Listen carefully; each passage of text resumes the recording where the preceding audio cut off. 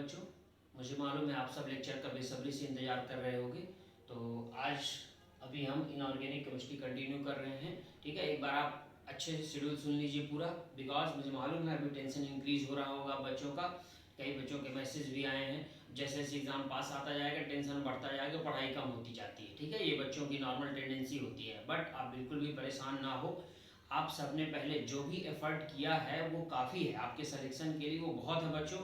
बस जितना पहले पढ़ रखा है वो सबको अभी कलेक्ट करना है आपको। ठीक है ना, तो लास्ट टाइम पे क्या करना है ये सबसे ज़्यादा इंपॉर्टेंट है। ठीक है, तो आपको जितना पहले पढ़ा उनको मैंने क्या बोला बच्चों, कलेक्ट करिए सबको। ठीक है, मतलब जो नॉलेज पहले पढ़ा है आपने, ठीक है, अभी जो नया टॉपिक है या जो नहीं पढ़ा उसमें बहुत ज़्यादा डेप्थ में मत जाइए। ठीक है ना, जितना पहले पढ़ रखा है उनको अच्छे से एक बार रिवाइज करने का प्रयास करिए, क्योंकि सिलेक्शन आपका उसी से होना है जो आपने पहले एफर्ट किया है, मीन जो आपने पहले मेहनत किया है, पहले अच्छे से तैयार किया बच्चों, तो उन्हें एक बार कलेक्ट करिए। ठीक है, और अभी आज इनऑर्गेनिक केमिस्ट्री में कंटिन्यू कर रहा हूँ। कल अभी पूरा शेड्यूल आप सुन लीजिएगा, परेशान ना होइएगा। ठीक है ना, क्योंकि कई बच्चों के मैसेज आए हैं वो परेशान हो रहे हैं। कल मैं ये इनऑर्गेनिक केमिस्ट्री फिनिश कर दूंगा। ठीक है, कल इनऑर्गेनिक केमिस्ट्री पूरा 100% कंप्लीट कर दूंगा, आप बिल्कुल भी परेशान ना होइएगा। उसके बाद देखिएगा 31st, कल 30 होगा, राइट, 31st, फर्स्ट, सेकेंड, ये 3 दिन चलेगा ऑर्गेनिक का ट्रैक। ठीक है, इन 3 दिन में मैं ऑर्गेनिक का, ठीक है, पोर्शन पूरा कंप्लीट कर दूंगा ऑर्गेनिक। ठीक है, तो ऑर्गेनिक की बात कर रहा हूँ। 31st, फर्स्ट और सेकेंड ऑर्गेनिक रहेगा। उसके बाद थर्ड, फोर्थ और फिफ्थ, ठीक है, इन 3 दिनों में मैं फिजिकल केमिस्ट्री कंप्लीट कर दूंगा बच्चों, फिजिकल केमिस्ट्री। ठीक है ना, ओके। तो ये रहेगा अपना शेड्यूल, आप बिल्कुल भी परेशान ना होइएगा। 5 तक मैं पूरा कंप्लीट कर दूंगा बच्चों। ठीक है, यहाँ पर थोड़ा सा मैं बिजी था, इसलिए भी कल भी लेक्चर नहीं अपलोड कर पाया, तो कई बच्चे परेशान हो रहे थे। ठीक है, आज बस थोड़ा सा और बिजी हूँ, बट फिर भी मैं लेक्चर बना रहा हूँ। आज के लेक्चर में आपको क्या होगा, पूरा ये कंप्लीट करूंगा। उसके बाद आज पूरे दिन में आपको 2 लेक्चर में सेंड करूंगा बच्चों, एक अभी सेंड करूंगा, राइट, पूरा इसको कंप्लीट करने के बाद एक इवनिंग में लेक्चर सेंड करूंगा आपको। ठीक है ना, और कल से मैं पूरी तरीके से फ्री हो जाऊंगा, राइट। तो इसीलिए मैंने बोला कि कल मैं पूरा इनऑर्गेनिक फिनिश कर दूंगा बच्चों। तो कल जितना ज्यादा लेक्चर मैं बना सकूंगा उतना ज्यादा लेक्चर बना करके और आपको सेंड कर दूंगा बच्चों। तो कल इनऑर्गेनिक कंप्लीट हो जाएगा, उसके 3 दिन चलेगा फिर ऑर्गेनिक केमिस्ट्री। ठीक है ना, इन 3 दिनों में मैं ऑर्गेनिक कंप्लीट कर दूंगा, आप बिल्कुल भी परेशान ना होना। जितनी इंपॉर्टेंट रिएक्शंस हैं, ठीक है ना, वो सब मैं इसमें मेंशन करके रखूंगा। फिर बचे हुए 3 डेज में मैं क्या करूंगा बच्चों, फिजिकल। इसके बाद आपको मैं फ्री छोड़ दूंगा। ठीक है, ताकि जितना पहले पढ़ रखा है उसको एक बार अच्छे से पूरा आप रिवाइज कर सको, और जितना मैंने पूरा पढ़ाया है, राइट, उन सबको एक बार आप रिवाइज कर सको। इसलिए इसके बाद 5 तारीख के बाद मैं आपको फ्री छोड़ दूंगा। ठीक है, आप अच्छे से रिवाइज करते रहिएगा और पढ़ते रहिएगा। ठीक है, तो चलिए बच्चों स्टार्ट करते हैं। पहले इसको मैं यहाँ से हटा दूं। कई बच्चों ने प्रोग्राम पूछा था कि कैसे कैसे रहेगा, इसलिए मैंने डिस्कस कर दिया बच्चों। ठीक है, ओके, चलिए। तो ये क्वेश्चन है, इलिंघम डायग्राम का ही क्वेश्चन है, और ये खास बात है कि अपन कौन सा चैप्टर पढ़ रहे हैं बच्चों, मेटलर्जी पढ़ रहे हैं। और मेटलर्जी में इलिंघम डायग्राम से क्वेश्चन बहुत इंपॉर्टेंट है बच्चों। ठीक है ना, इलिंघम डायग्राम से क्वेश्चन आता ही आता है। ठीक है, इसलिए इलिंघम डायग्राम को अच्छे से पढ़ लीजिए। एनसीईआरटी में इलिंघम डायग्राम में जितने पॉइंट दे रखे हैं उनको एक बार अच्छे से रीड कर लीजिए, और अगर कोई पॉइंट आपको नहीं समझ में आ रहा तो मुझे मैसेज करिए बच्चों। ठीक है ना, ओके। तो चलिए इलिंघम डायग्राम की बात कर रहे हैं हम लोग, तो आप देख लीजिए बच्चों। क्वेश्चन है, see the graph and decide the temperature. क्या डिसाइड करना बच्चों, टेम्परेचर डिसाइड करना है। ठीक है, eight which FeO is reduced by carbon, मतलब FeO रिड्यूस हो रहा है बच्चों कार्बन के through, and CO gas is produced, और CO गैस क्या कर रहा है, प्रोड्यूस कर रहा है। मतलब कार्बन अपना खुद का क्या कर रहा है, ऑक्सीडेशन कर रहा है, क्योंकि कह रहा है FeO is reduced by carbon and CO gas is produced. ठीक है, तो कार्बन किस में कन्वर्ट हो रहा है बच्चों, CO में कन्वर्ट हो रहा है। कार्बन का ऑक्सीडेशन नंबर 0, CO का ऑक्सीडेशन नंबर क्या होगा बच्चों, यहाँ पर CO में कार्बन का ऑक्सीडेशन नंबर 2 आ जाएगा। ठीक है ना, अब आप देख लीजिए, मतलब कार्बन खुद का क्या कर रहा है बच्चों, ऑक्सीडेशन कर रहा है। कार्बन खुद का ऑक्सीडेशन कहाँ करता है बच्चों, ठीक है।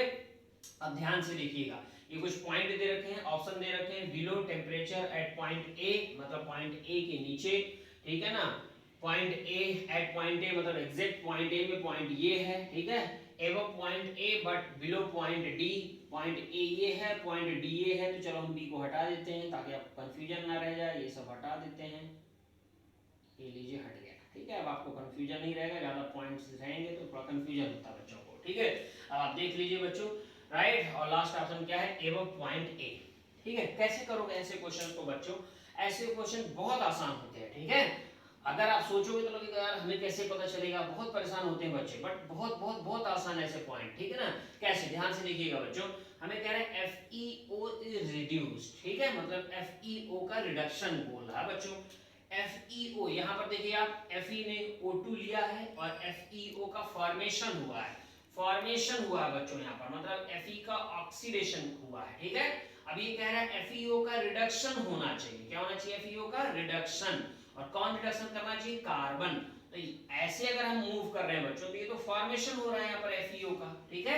मतलब अगर हम ऊपर की तरफ आ रहे हैं तो FeO का फॉर्मेशन हो रहा है, ठीक है। वो क्या कह रहा है? FeO का रिडक्शन होना चाहिए, रिडक्शन। यहाँ पर तो Fe का ऑक्सीडेशन हो रहा है, रिडक्शन कब होगा? जब इसके नीचे जाओगे आप बच्चों, तो D के नीचे क्या मिल रहा है आपको? A पॉइंट मिल रहा है बच्चों, राइट। मतलब A पॉइंट जो है, ठीक है, इस A पॉइंट के जैसे ही हम थोड़ा सा ऊपर जाएंगे तो क्या हो जाएगा? FeO रिड्यूस हो जाएगा, राइट, कार्बन के थ्रू, और CO गैस आपको मिलने लगेगा। क्यों मिलने लगेगा बच्चों? ध्यान से देखिए, ये पॉइंट A ही काम का है, इसे देखिएगा आप ध्यान से। पॉइंट A, इस पॉइंट A पर क्या हो रहा है बच्चों कि अगर हम इसके ऊपर जाएंगे तो देखिएगा आप ध्यान से, इसके ऊपर क्या हो रहा है बच्चों? Fe+O2 और FeO, मतलब फेरिक ऑक्साइड का बन रहा है, यहाँ पर फेरस ऑक्साइड बन रहा है बच्चों, ठीक है ना। अब आपको कह क्या रहा है कि FeO is reduced by carbon and CO gas, मतलब कार्बन का ऑक्सीडेशन होना चाहिए, और कार्बन का ऑक्सीडेशन हुआ है कि नहीं, जरा देखिए, ये पॉइंट है, ठीक है, सब कुछ भूल जाइए, सिर्फ इस पॉइंट को देखिए, राइट। और इस पर कार्बन का ऑक्सीडेशन हुआ है कि नहीं हुआ है बच्चों? यहाँ पर +4 में कन्वर्ट हो गया, +4 में। तो मतलब इस पॉइंट के ऊपर ऑक्सीडेशन हो रहा है कार्बन का ऑक्सीडेशन, बस इतना देखने का। यहाँ पर देखिए ऑक्सीडेशन हो रहा है ना, और इस पॉइंट के ऊपर ही हो रहा, क्योंकि इस पॉइंट से जैसे ऊपर जाओगे आप, मूव करोगे तो तुरंत ऑक्सीडेशन हो जाएगा। मतलब पॉइंट ए के जस्ट ऊपर जो हो जाएगा वो क्या हो जाएगा बच्चों? ऑक्सीडेशन होना शुरू हो जाएगा। एबव पॉइंट ए कहां दे रखा है? ये दे रखा है एबव पॉइंट ए, तो यही आंसर जाएगा बच्चों, ठीक है। आई थिंक समझ में आ गया होगा, ज्यादा कुछ दिमाग लगाने की जरूरत नहीं है, सिर्फ एक पॉइंट से क्वेश्चन सॉल्व हो जा रहा है। फिर से देख लीजिए एक बार, यहाँ पर कार्बन का कह रहा है CO में कन्वर्ट होना, मतलब उसका ऑक्सीडेशन होना, और ऑक्सीडेशन कहां हो रहा है? इस लाइन के ऊपर ही ऑक्सीडेशन होता है बच्चों हमेशा, तो इस लाइन के ऊपर ऑक्सीडेशन होता है, इस लाइन के नीचे रिडक्शन, तो इस लाइन के ऊपर ऑक्सीडेशन हो रहा है, मतलब A पॉइंट के एबव, और लास्ट में ऑप्शन दे रखा पॉइंट A के एबव, ठीक है। तो आई थिंक आपको क्लियर हो गया होगा। चलिए नेक्स्ट पॉइंट की तरफ मूव करते हैं। ओके चलिए, तो नेक्स्ट पॉइंट ये है कुछ इंपॉर्टेंट जो मेटलर्जी में क्वेश्चन पूछे जा सकते हैं बच्चों। कह रहा है फर्स्ट क्या? Heating mixture of Cu2 and Cu2s will give, ठीक है। अब मैंने ऑप्शन नहीं लिखे हैं, ठीक है ना, डायरेक्ट आपको क्वेश्चन दिखा दे रहा हूँ, और उसको कैसे सॉल्व करोगे, उसका कंसेप्ट क्या है आपको वो सिखा दे रहा हूँ, ठीक है। और यहाँ पर हम सिर्फ उन्हीं चीज़ों की बात कर रहे हैं जो इंपॉर्टेंट है, ठीक है। लास्ट लेक्चर मैंने बोल भी दिया था कि अगर मेटलर्जी चैप्टर नहीं भी पढ़े हो तो कोई फर्क नहीं पड़ता, जितना मैंने यहाँ पे करा दिया है बेटा, जब क्वेश्चन रहेगा तो उसी में से कोई ना कोई क्वेश्चन रहेगा, ठीक है। बिकॉज जो इंपॉर्टेंट चीज है उनसे मैंने खुद ही क्वेश्चन दे दिया आपको, ओके। तो बिल्कुल परेशान होने की जरूरत नहीं है, आप देख लीजिए चुपचाप क्या कह रहा है बच्चों। Heating mixture of Cu2 and Cu2s will give, हमें नहीं मालूम, ये रिएक्शन का क्वेश्चन है, बट हमें नहीं मालूम है, तो हम सॉल्व कैसे करेंगे बच्चों, ठीक है। हम सॉल्व करेंगे सल्फर के बेसिस पर, क्योंकि हमारे पास छोटे छोटे कंसेप्ट, ठीक है, जो कंसेप्ट हैं वो हर जगह काम आ जाते हैं, रिएक्शन लर्न करने की जरूरत नहीं पड़ती है। तो सल्फर कहीं भी दिखाई दे, अब देखिए सल्फर का ऑक्सीडेशन नंबर यहाँ पर कितना है बच्चों? -2 है, तो ये कॉपर की वजह से, ठीक है ना। तो सल्फर -2 है, और सल्फर -2 से किस में मूव करता है? हमेशा प्लस में मूव करता है बच्चों, ठीक है ना। तो -2 से सल्फर जो मूव करेगा वो किस में मूव कर जाएगा बच्चों? वो मूव कर जाएगा +4 में। किस में मूव कर जाएगा? +4 में। क्यों +4 में मूव कर जाएगा बच्चों? यहाँ पर भी देखिएगा आप ध्यान से, यहाँ पर Cu2 एंड Cu2s कह रहा है ना, तो मैंने रिएक्शन भी हालांकि लिख दिया, देखिए Cu2s + Cu2o, तो सल्फर है -2, -2 से वो मूव कर जाएगा किसमें? +4 में, देखिए +4 में मूव किया है, SO2 बना है। और कॉपर का ऑक्सीडेशन नंबर, यहाँ पर कॉपर खुद का क्या करेगा बच्चों? अगर इस सल्फर ऑक्सीडेशन करा तो कॉपर खुद का क्या करेगा? रिडक्शन करेगा। आप देख लीजिए कॉपर का रिडक्शन हुआ, ऑक्सीडेशन नंबर उसका कितना आ रहा है बच्चों? 0 आ रहा है, ठीक है ना। तो आप देखिए ध्यान से, यहाँ पर हो क्या रहा है बच्चों? सल्फर -2 से +4 में जा रहा है। तो याद रखिएगा ये पॉइंट, जब भी क्वेश्चन आपसे पूछा जाएगा बच्चों, सल्फर -2 से है तो प्रोडक्ट में क्या बनता है बच्चों? SO2, और क्योंकि ऑक्सीजन ही है, राइट, तो SO2 और उसका ऑक्सीडेशन नंबर कितना रहता है? +4। तो जिस ऑप्शन में ये रहेगा उसी को आप बिंदास होकर टिक कर दीजिएगा बच्चों, ठीक है ना। ओके नेक्स्ट पॉइंट की तरफ मूव करते हैं। अब आपने क्या कहा है, during electrolytic refining of copper, copper ठीक है ना, some metals present as impurities, कुछ मेटल्स इम्प्योरिटीज के फॉर्म में प्रेजेंट होती है, सेटल्ड एज एनोड मड। ये बड़ा इंपॉर्टेंट है बच्चों, एनोड मड बहुत बहुत बहुत बहुत बहुत बहुत ज्यादा इंपॉर्टेंट है, ठीक है। अब इतने बार मैंने बहुत ज्यादा बोल दिया तो आप समझ सकते हो कि भयंकर इंपॉर्टेंट है, ठीक है। पूरे मेटलर्जी चैप्टर में एक तो लिंघम डायग्राम और ये एनोड मड, बहुत बार इनसे क्वेश्चन आ चुके हैं बच्चों। तो एनोड मड, ठीक है, एनोड मड बोलते हैं कब, देखिएगा ध्यान से, क्वेश्चन अच्छे सुन लीजिए। During electrolytic refining of copper, copper का जब रिफाइनिंग करते हैं बच्चों, some metals present as impurities, कुछ मेटल इम्प्योरिटीज के फॉर्म में प्रेजेंट होती हैं, settle as anode mud, anode mud के फॉर्म में वो सेटल हो जाती हैं, वो कौन सी हैं, तो यहाँ पर है बच्चों डायरेक्ट, इसके इसे छोटा सा पॉइंट है, इसे याद रख सकते हो आप, Ag एंड Au, ठीक है। Ag एंड Au ही वो मेटल हैं जिन्हें हम एनोड मड बोलते हैं, एनोड मड। कॉपर की रिफाइनिंग में ये मिलता है बच्चों, कॉपर की रिफाइनिंग में मिलता है एनोड मड। तो ये भयंकर इंपॉर्टेंट है, इस पॉइंट को भूलने का नहीं, ठीक है ना, डायरेक्ट याद रखने का छोटा सा point, Ag and Au anode mud कहलाता है, बस ठीक है। नेक्स्ट क्वेश्चन बच्चों, aluminium is extracted from alumina, तो डायरेक्ट पहले ये भी पूछा जाता है क्वेश्चन, इसलिए इसे भी देख लीजिए, ठीक है। एल्यूमिना से क्या एक्सट्रैक्ट किया जाता है बच्चों, एल्यूमिनियम एक्सट्रैक्ट किया जाता है, नाम से ही क्लियर है, एल्यूमिना, एल्यूमिनियम, ठीक है, by electrolysis of a molten mixture of, ठीक है, किसके मिक्सचर से एल्यूमिनियम सेपरेट किया जाता है बच्चों, पूछ रहा है आपसे। तो आप देख लीजिए ध्यान से, यहाँ पर हमने लिख दिया है Al2O3 को ही बच्चों एल्यूमिना बोलते हैं, अगर नहीं मालूम किसी बच्चों को तो Al2O3 को ही एल्यूमिना बोलते हैं, ठीक है। उसके साथ में क्या रहता है बच्चों, Na3AlF6 प्लस AF2, ये मिक्स रहता है बच्चों, ठीक है। और इसी से क्या करते हैं, एल्यूमिनियम बाहर निकालते हैं, सेपरेट करते हैं, ओके। तो ये भी पूछा जाता है, तो ये बहुत भयंकर इंपॉर्टेंट है, थोड़ा सा वो इंपॉर्टेंट है बच्चों, ओके, ये तो ना के बराबर इंपॉर्टेंट, ठीक है, मतलब इसे नहीं पढ़ोगे तो चलेगा, ओके। चले आगे, तो यहाँ से एक इंपॉर्टेंट, सबसे ज्यादा इंपॉर्टेंट क्वेश्चन कौन सा मिला, ये वाला, anode mud, Ag and Au। चलिए नेक्स्ट पॉइंट की तरफ मूव करते हैं।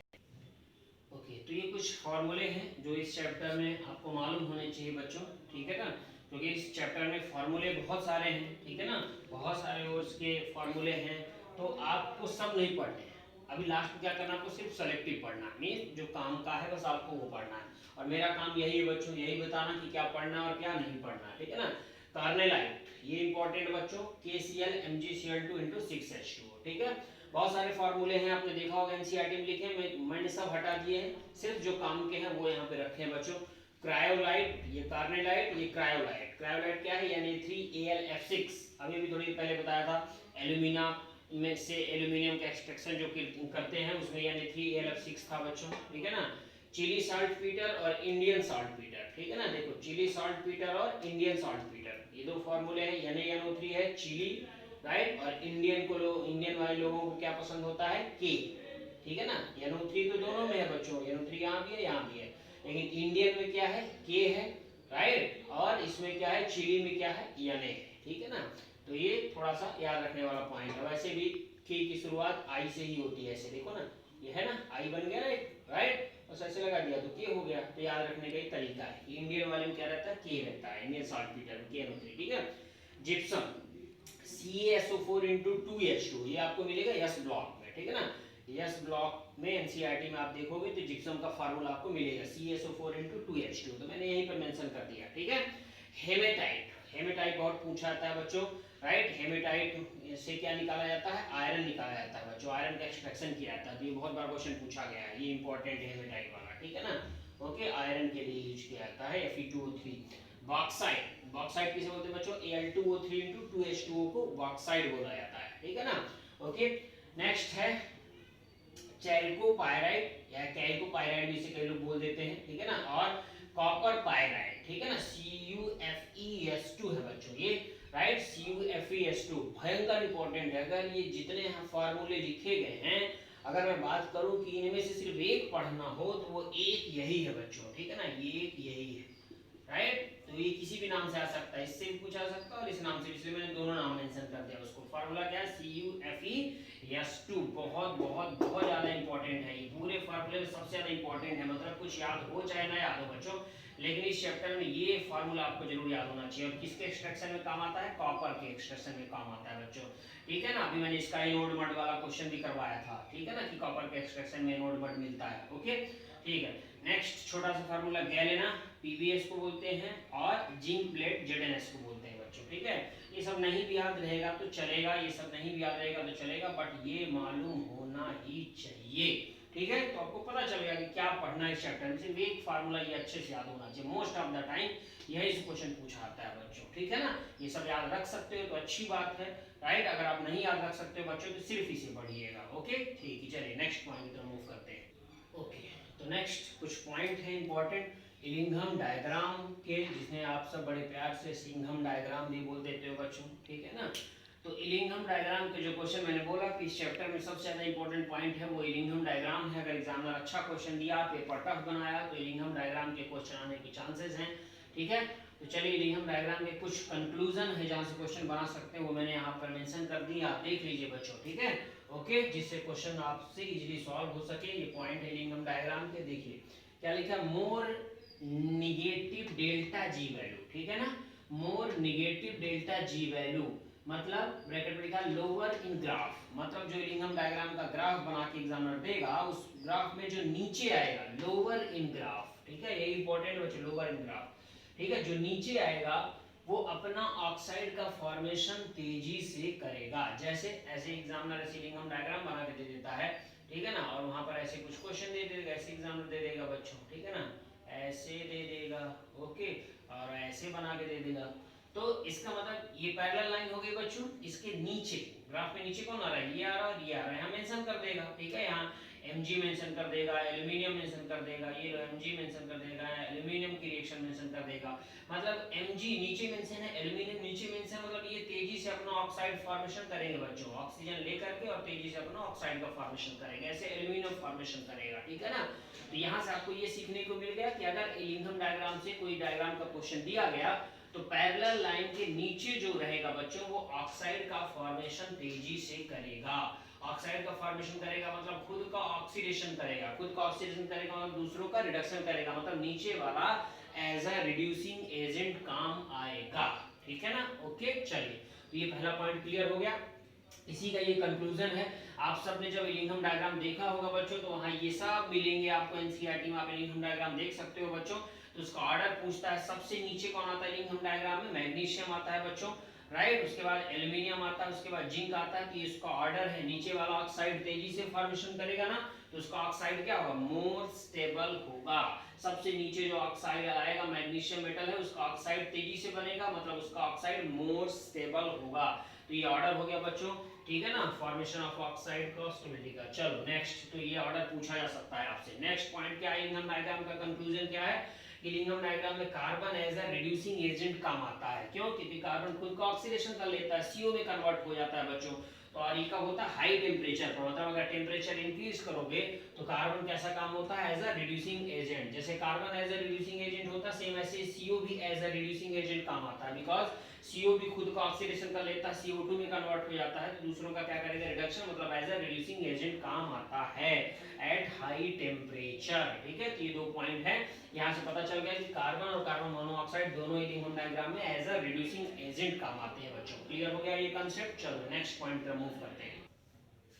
ओके तो नेक्स्ट कुछ और पॉइंट है इलिंघम डायग्राम के बच्चों, इसके बाद इलिंघम डायग्राम फिनिश हो जाएगा। तो नेक्स्ट पॉइंट क्या है इलिंघम डायग्राम में, द ग्राफ है पॉजिटिव स्लोप, ठीक है, मतलब जो इलिंघम डायग्राम में ग्राफ है वो पॉजिटिव स्लोप की ज्यादातर है बच्चों, एक्सेप्ट C+O2 to CO, मतलब CO का फॉर्मेशन ये पॉजिटिव स्लोप नहीं है, ठीक है।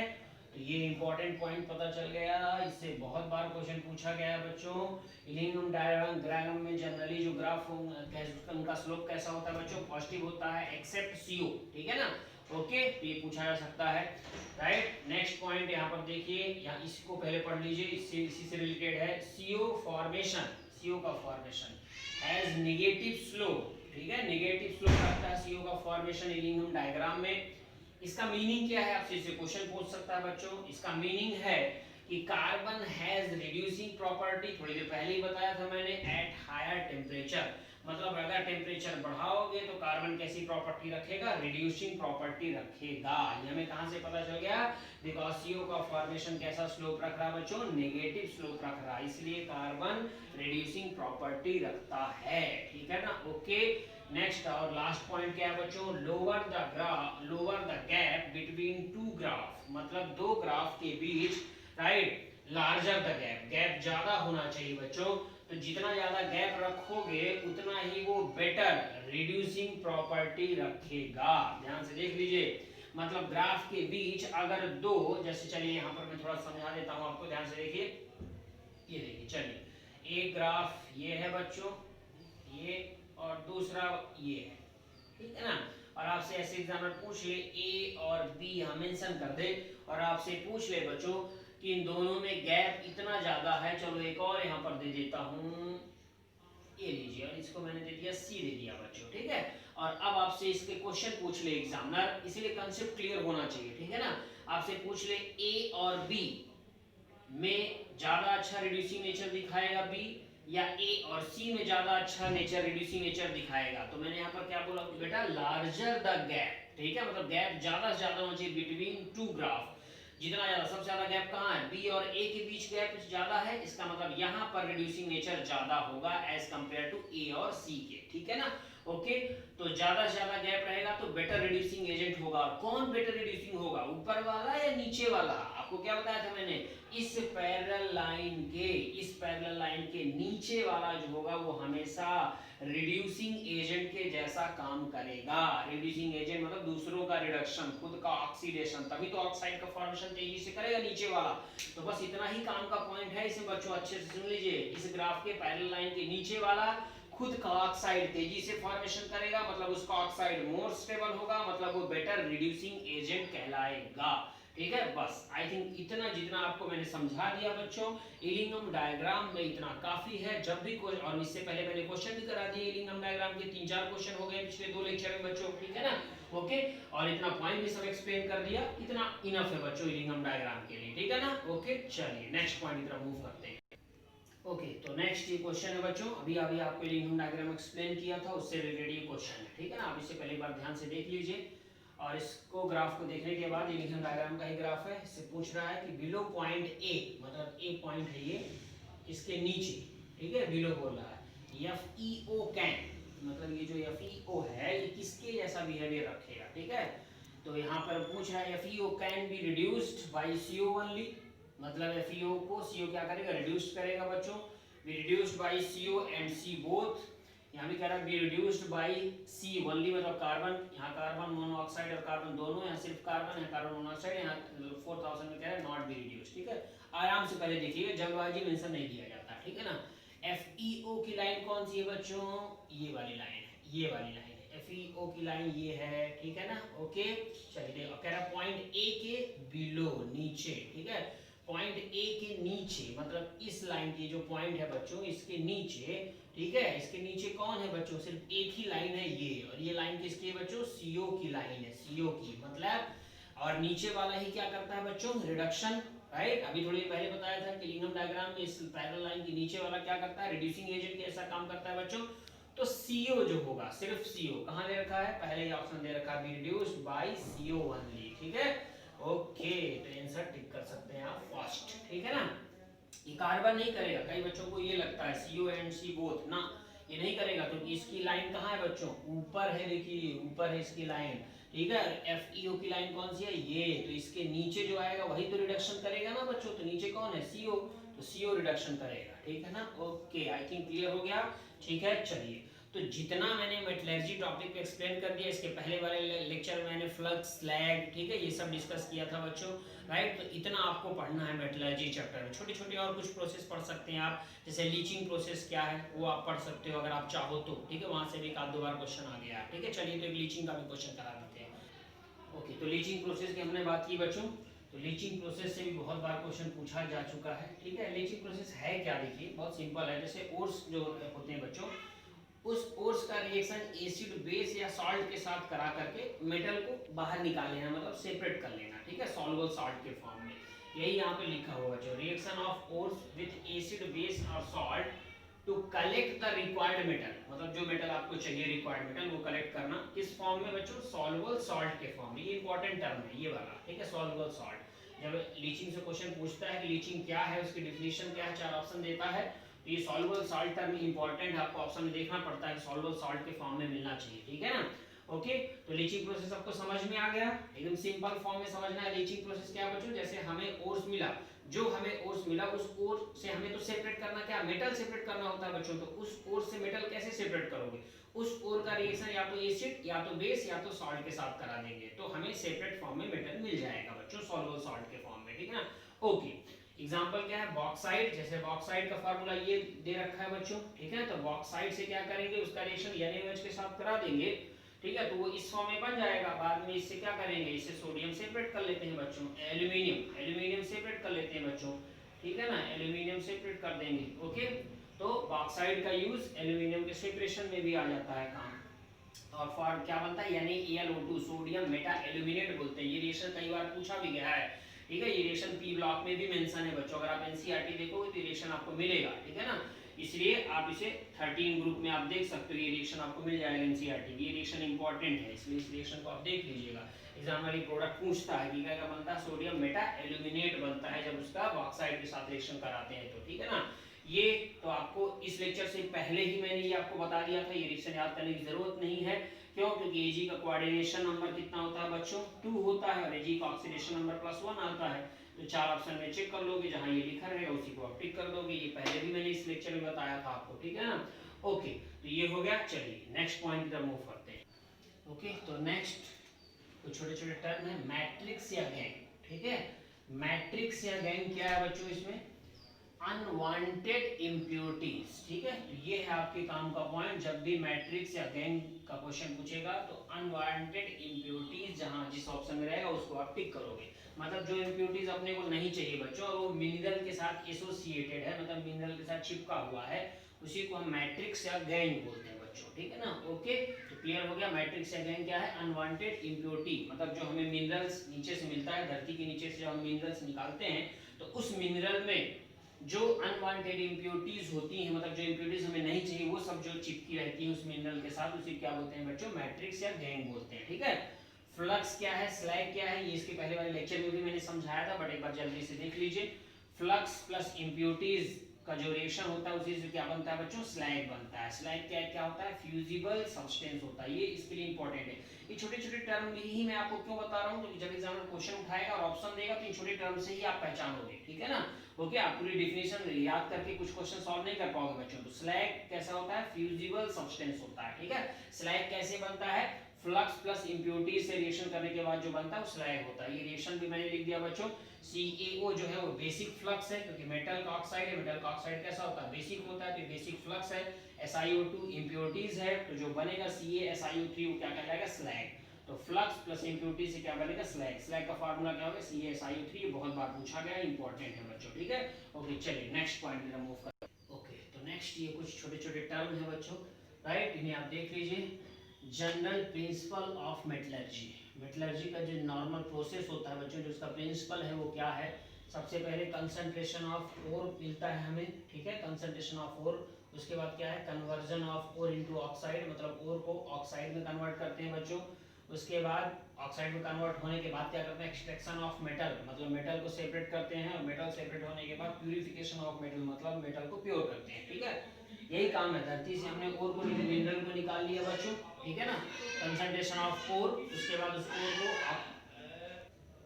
ओके, तो conversion of ore into oxide, मतलब ओर को ऑक्साइड में कन्वर्ट कर देते हैं बच्चों। उसके बाद ऑक्साइड में कन्वर्ट होने के बाद उससे मेटल अलग कर लेते हैं, उसके बाद मेटल को प्योर कर लेते हैं, ठीक है। ये है प्रिंसिपल, मेटलर्जी का प्रिंसिपल, ठीक है। इससे क्वेश्चन पूछ सकता है कि कौन कौन सी 4 प्रोसेस होती हैं, ठीक है ना।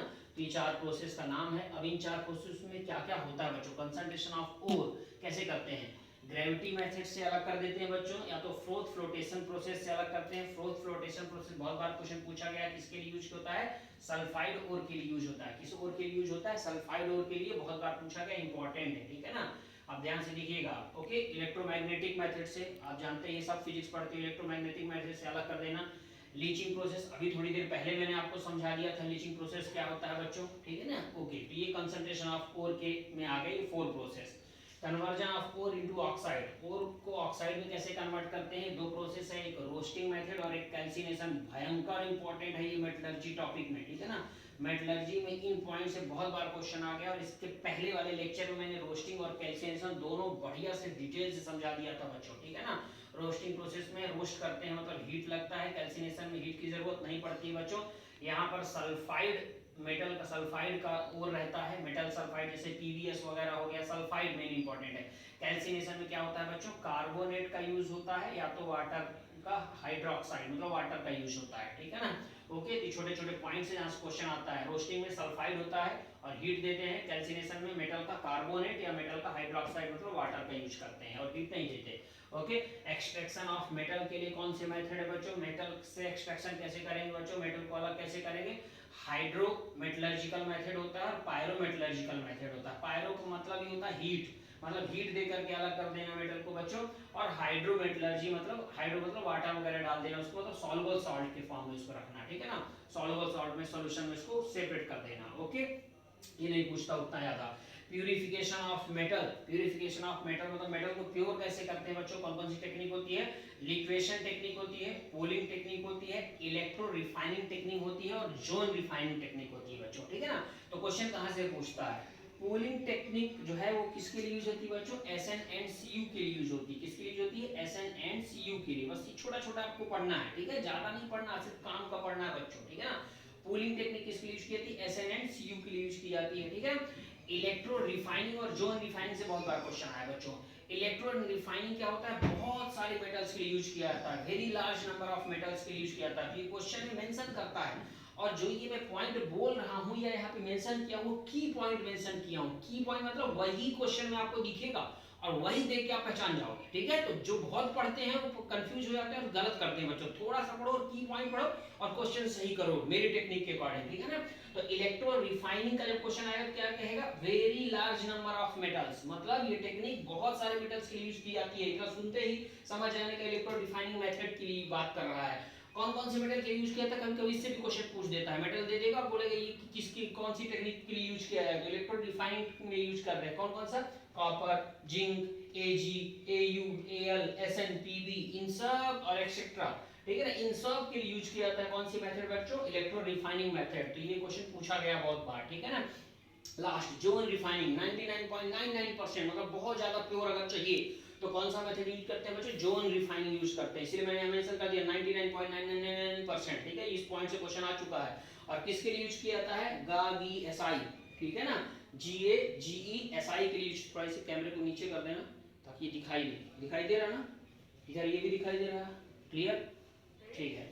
तो जोन रिफाइनिंग किसके लिए, GaGi, Ge और Si के लिए, और 99.99% प्योर इस मेटल मिलता है जोन रिफाइनिंग से। तो यही क्वेश्चन पूछे जाते हैं बच्चों, ठीक है। आई थिंक अब इतना पढ़ने के बाद आप मेटलर्जी टॉपिक में 100% परफेक्ट हो गए बच्चों। जो भी क्वेश्चन आपसे पूछेगा, जितना भी मैंने मेटलर्जी में डिस्कस किया है बच्चों, इसके पहले वाले लेक्चर्स में और इस लेक्चर में, राइट, उन्हीं में से क्वेश्चन आता है बच्चों। और क्वेश्चन पूछे जाने की प्रोबेबिलिटी इन्हीं सबसे होती है, froth flotation process, leaching method, ठीक है, आपको यही पढ़ना है, रोस्टिंग, कैल्सिनेशन, ठीक है, ओके, और पूलिंग मेथड किसके लिए यूज किया जाता है, इलेक्ट्रोलाइटिक रिफाइनिंग, ठीक है, इलेक्ट्रोलाइटिक रिफाइनिंग और जोन रिफाइनिंग, और ये चारों मेथड का नाम पता होना चाहिए, ठीक है ना, ओके।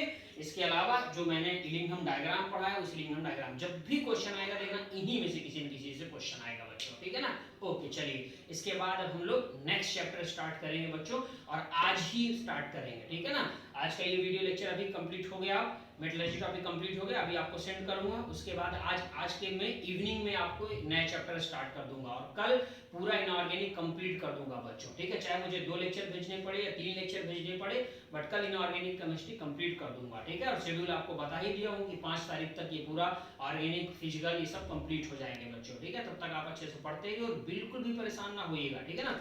जरा सा भी डिप्रेशन को हावी मत होने दीजिए, बिकॉज अगर लास्ट में डिप्रेशन हावी हुआ तो जितना कुछ आपने पहले पढ़ रखा है बच्चों वो सब भूल जाएगा, या आपको ऐसा लगने लगेगा कि आपको तो कुछ आता ही नहीं, आप कुछ कर ही नहीं पाओगे, ऐसा लगने लगेगा आपको, ठीक है। इसलिए रिलैक्स हो जाओ, और जितना मैं यहाँ पे पढ़ा रहा हूँ अभी 5 तारीख तक पूरा ही करना ऐसे ही चलेगा बच्चों, ठीक है। बस उतना अच्छे से पढ़ लेने का, और पहले जो मैंने पढ़ा रखा है राइट, उसमें जहाँ जहाँ स्टार लगवाए हैं बस उतना पढ़ो और बिंदास रहो, जाओ पेपर दो, बिंदास होकर पेपर दो, बहुत अच्छा पेपर जाएगा। और बायो के लिए आपको क्या करना है बच्चों, बहुत से बच्चों ने बायो के लिए भी पूछा था, आपको एनसीईआरटी फॉलो करना बच्चों, आपको सिर्फ एनसीईआरटी पढ़ना है। एनसीईआरटी में जो डार्क कलर करके दे रखा ना, डार्क पॉइंट दे रखे हैं, बस उसको अच्छे से आपको पढ़ लेना, उन पॉइंट्स को, उन टर्म्स को अच्छे से पढ़ना है, ठीक है। तो उनको आप अच्छे से पढ़ लीजिए, एनसीईआरटी को अच्छे से पढ़ लीजिए बच्चों, क्योंकि क्वेश्चन उन्हीं में से बनने हैं। और पेपर का टेंशन मत लीजिए, कई बच्चे पूछे सर पेपर कैसा आएगा, हार्ड आएगा, सिंपल आएगा। सिंपल तो नहीं आएगा बच्चों, मीडियम रहेगा, बहुत ज़्यादा हार्ड भी नहीं रहेगा, लेकिन बहुत ज़्यादा सिंपल भी नहीं रहेगा। लास्ट ईयर जितना सिंपल था उतना इस बार नहीं रहेगा, मीडियम मीडियम रहेगा रेंज, ठीक है। इसलिए आप उसके बारे में मत सोचो, आपको जितना मैं पढ़ा रहा हूँ वो पढ़ लो आप। केमिस्ट्री का पेपर तो अच्छा जाएगा ही, बायो में अच्छे से आप पढ़ लो बच्चों, एनसीईआरटी अच्छे से पढ़ लो, फिजिक्स के लिए जो आपके टीचर्स ने पढ़ाया उसको अच्छे से पढ़ो बच्चों, ठीक है ना। ओके, क्योंकि फिजिक्स के लिए एनसीईआरटी ज़्यादा पढ़ने का कोई बहुत ज़्यादा मतलब नहीं है ना, क्वेश्चंस तो पूछे जाते हैं, तो जो आपके टीचर्स ने पढ़ाया, बायो एनसीईआरटी अच्छे से पढ़ लीजिए, ठीक है ना। ओके, केमिस्ट्री जो मैंने पढ़ाया स्टार पॉइंट्स उनको रिवाइज कर लीजिए, और जितना इधर के लेक्चर में मैं आपको पढ़ा रहा हूँ हर एक चैप्टर में जितना, जैसा अभी मेटलर्जी में मैंने जो जो पॉइंट बता दिए इंपॉर्टेंट है, जितना मैंने आपको कंप्लीट करा दिया, बस उतना आपको पढ़ना है बच्चों, ठीक है ना। ओके, तो जब पढ़िए अच्छे से, बिंदास रहिए बच्चों, ठीक है ना। कोई प्रॉब्लम हो तो मुझे मैसेज करिएगा, ठीक है बच्चों। ओके, थैंक यू बच्चों।